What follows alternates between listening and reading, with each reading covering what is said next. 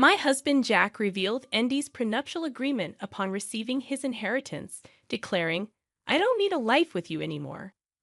I'm inheriting $5 million. I don't need you when I have that money." His cold words signaled the demise of our marriage after years of living together. I felt like a mere obstacle in his pursuit of wealth, but he remained oblivious to the significant secret tied to the $5 million inheritance. "Mom, is it true that Grandpa is in critical condition?" My daughter Sophie's unexpected question caught me off guard. Ethan, Jack's father, had a serious health problem, and the information was supposed to be a secret between Jack and me. "Did you get that information from your dad?" The only one who could have told Sophie was Jack. "Yes, and on a call from Dad, he told me to renounce Grandpa's inheritance." Sophie's words unsettled me. With a single phone call, my peaceful life was about to be shaken. A few days after Sophie's revelation, Ethan passed away peacefully. Since getting married, I had lived with Jack's parents, providing unwavering support during their health struggles. It had been 5 years since Jack's mother passed away, and now, with Ethan's passing, the funeral went smoothly.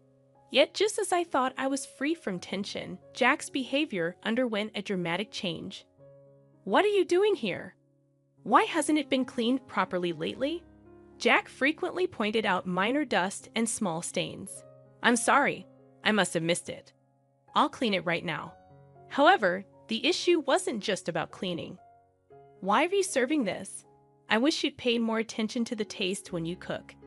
Even the dishes he used to enjoy were now unappreciated. "Is there something bothering you lately?" I gathered the courage to ask, but it only worsened his mood. "It's useless to deny it. To be honest, the food you make isn't good. I've been tolerating it because my parents never complained, but I've always felt its tastelessness deep down." Jack's words pierced my heart, marking the first time he had criticized me so severely.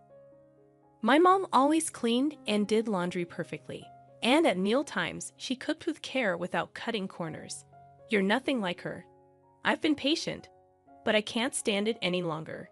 This was the first time he compared me to his mother and criticized me.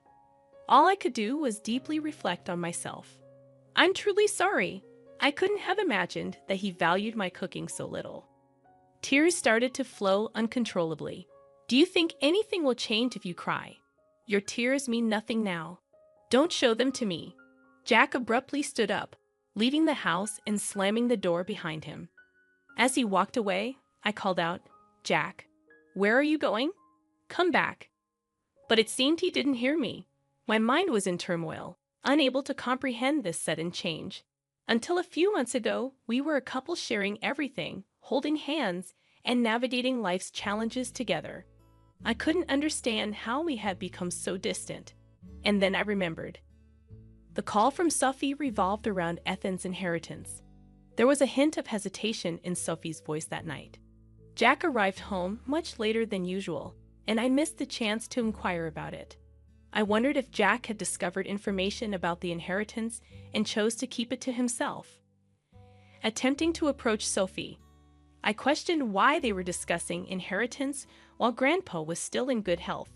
Sophie expressed doubts about Jack's actions and mentioned conveying the same concerns to him. Considering Sophie's words about the inheritance falling into her hands if not divided differently, I couldn't help but recall Jack's recent cold behavior towards her. Doubts crept into my mind. Was he planning to take all the inheritance and abandon me? This thought tightened my chest, and tears welled up once again.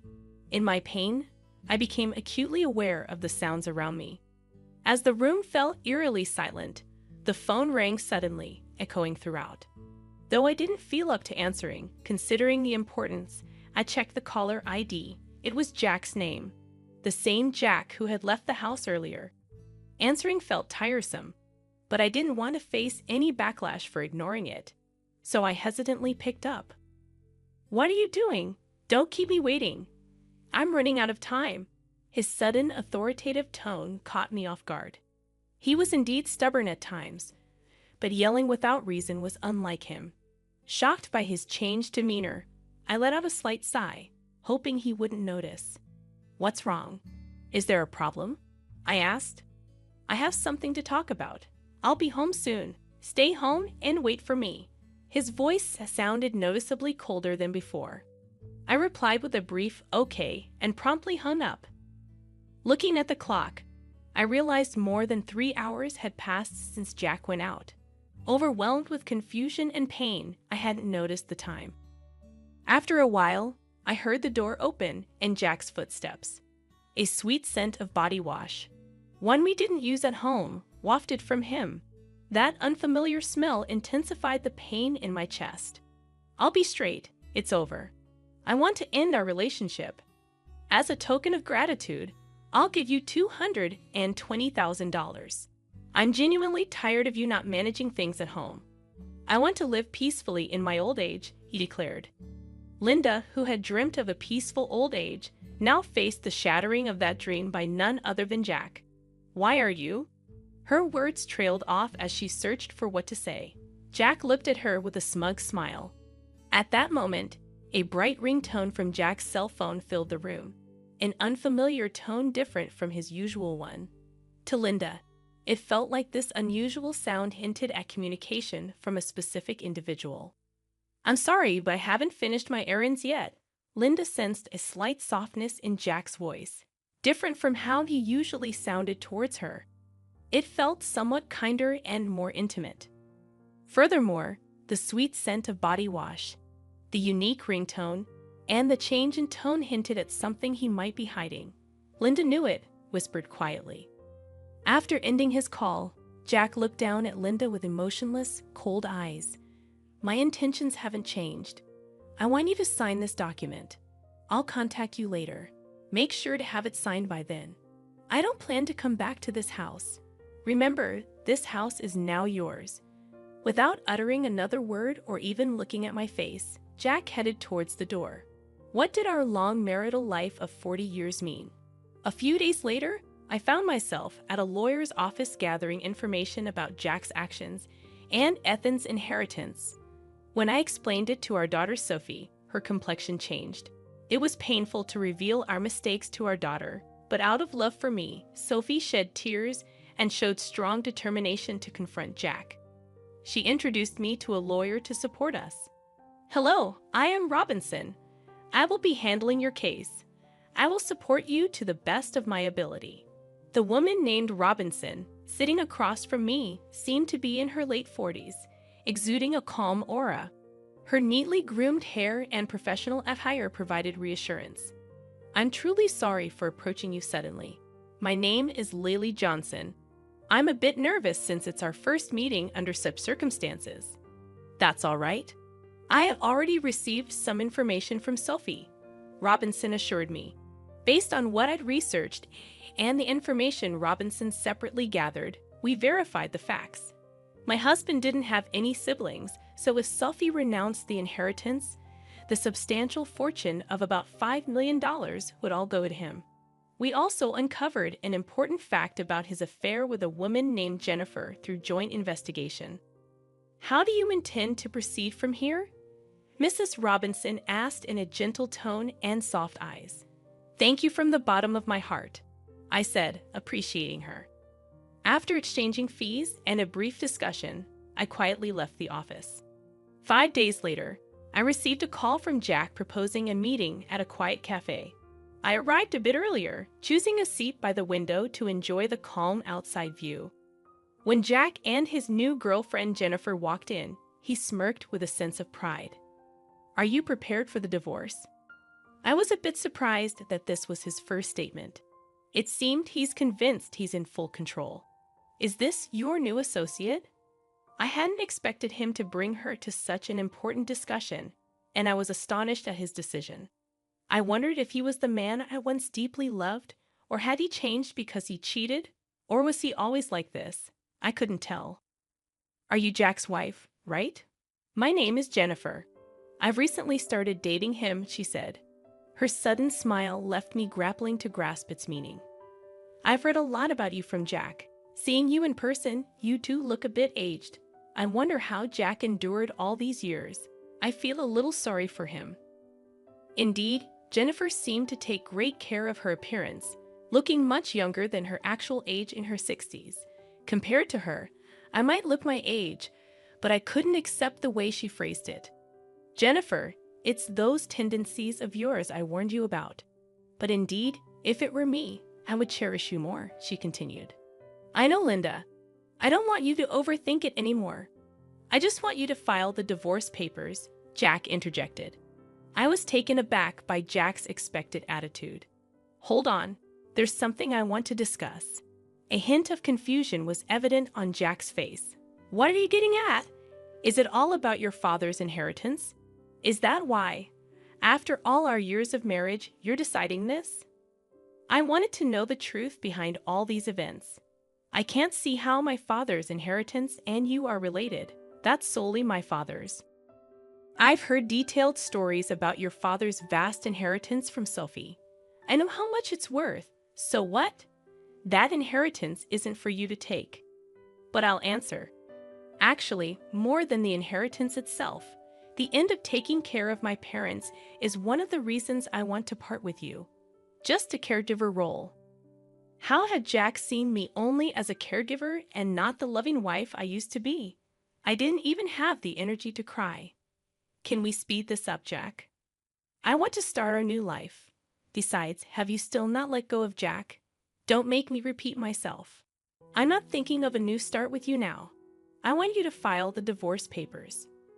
Waves of emotion struck my heart with intense anger and deep sadness. My hand quivered slightly. Taking a deep breath, I pulled out the divorce papers. But my name isn't written yet. The situation isn't settled yet. To hand it over, I asked, "You remember promising me the house and money, right?" "Yeah, I did say that. I'm a man of my word, so I plan to give you the house and money." His response surprised me. "You say you're kind. But a truly kind person wouldn't just use their wife as a mere caregiver and then abandon her. So I'm demanding rightful compensation of $30,000 and the rights to the house." "What compensation? When we talked about money, it was supposed to be $20,000. You always nitpick at the very end. Your attitude of trying to pay me the absolute minimum is so obvious. But the difference of $10,000 means a lot to me, so I think $30,000 as compensation is fair." "Your girlfriend, it's Jennifer, right?"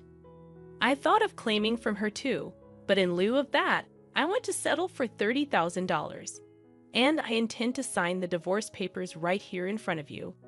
Unexpectedly, Jennifer commented, $30,000 should be fine, Jack. Pay it if you're satisfied with it.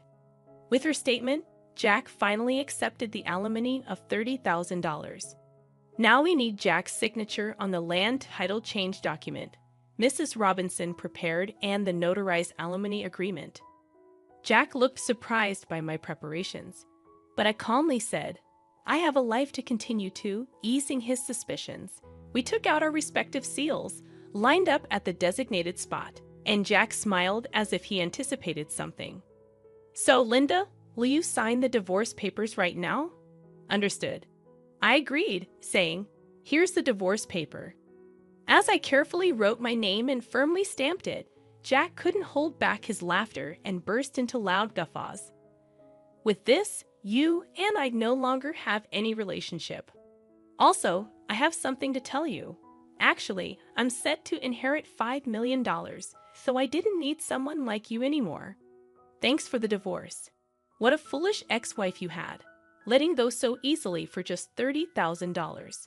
It's surprising." Behind me, as I left, the loud laughter of Jack and Jennifer echoed.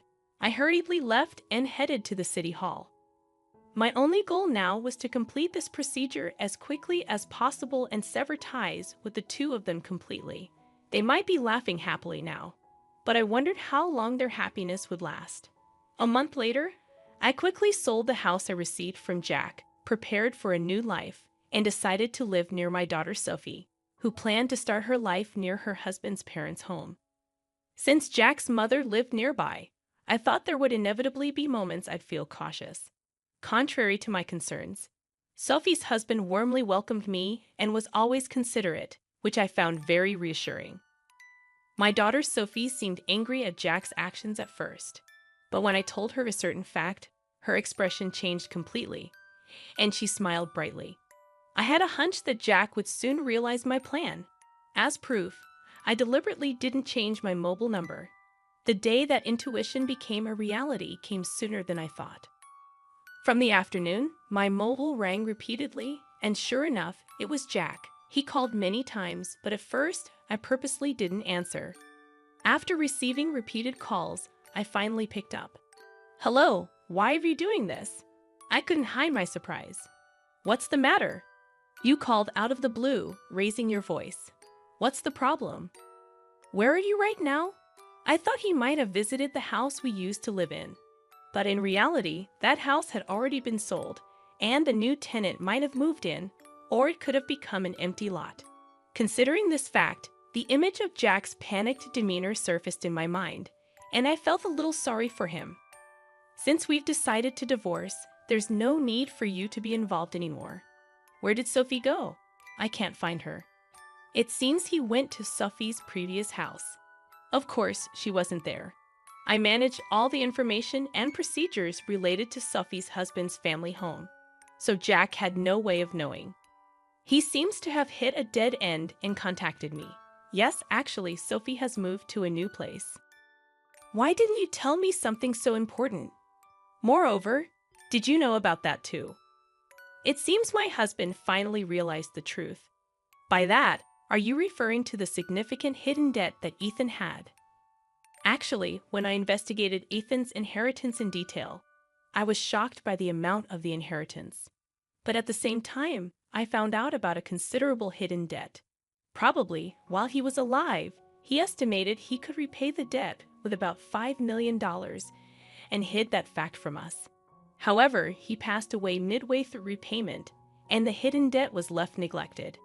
And when you officially receive an inheritance, you are also obliged to inherit such hidden debts. Jack was blinded by the allure of easy money and neglected thorough verification and investigation. That was his big mistake. "So, I have a question. Did you really know about my dad's debt?" Jack asked. "Information is easy to come by. It becomes clear to anyone with a little search. That's why I noticed it." I imagined Jack turning red with anger on the other end of the phone. "Anyway, what about the promised money? What about the money you intended to return?" I had my suspicions, but his real goal was money after all. Besides, about that property. If I had known about my dad's debt from the beginning, I wouldn't have gotten involved at all.